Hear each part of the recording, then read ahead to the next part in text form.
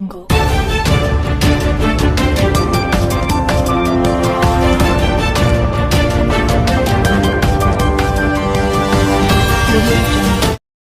Times of Gujarat ન્યૂઝમાં આપનું હાર્દિક સ્વાગત છે. વાત કરીશું આજના મુખ્ય સમાચારની. વડોદરા શહેરના દક્ષિણ ઝોનમાં વડસર નજીક કોટેશ્વર વિસ્તારમાં વિશ્વામિત્રીના પાણી પ્રવેશી જતા 2 દિવસથી કેટલીક સોસાયટીઓ સંપર્ક વિહોણી થઈ હતી. કાસા રેસિડેન્સી અને સમુદ્રી મેન્શનના રહીશો પાણીમાં અટવાયા હતા.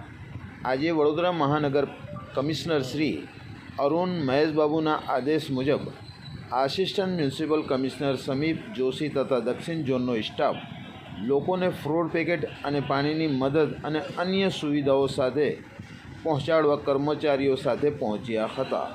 રિપોર્ટ શબ્બીર મુલતાની, વડોદરા, ગુજરાત.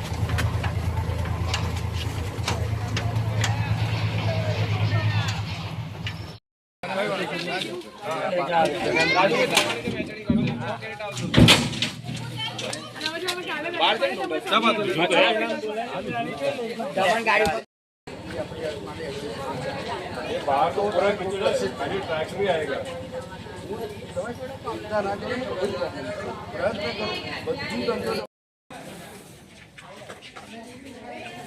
તમે લીધી જમી લીધું પણ લઈ ગ્રહણ હતી ને એટલે પછી આમ કટ ઓફ થઈ ગઈ. સિટી 98% સેફ છે. 2% કોટેશ્વરના લગભગ 41 મકાન થોડું આઇસોલેટ થઈ ગયું છે. એક મેન્શન કરીને એક પણ આઇસોલેટ થઈ ગઈ. એટલે ત્યાં એક પ્રેગ્નન્ટ લેડી હતી, એટલે એમને મળવા માટે અમારું ટીમ સાથે હું ગયો હતો બોટમાં. ત્યાં એવડો ચિંતાજનક સ્થિતિ નથી. એમની એક જ રિક્વેસ્ટ છે કે સોમવાર બાળકોને સ્કૂલ જવા માટે બોટ સર્વિસ પ્રોવાઈડ કરજો. એટલે અમે કટિબદ્ધ રીતે 2 બોટ પણ રાખી જાય છે. એમને પીવાના પાણી અથવા ફૂડ પેકેટ જોઈએ તો એના માટે આસિસ્ટન્ટ કમિશનરની ટીમ ઓર્ડર કરી દીધી છે.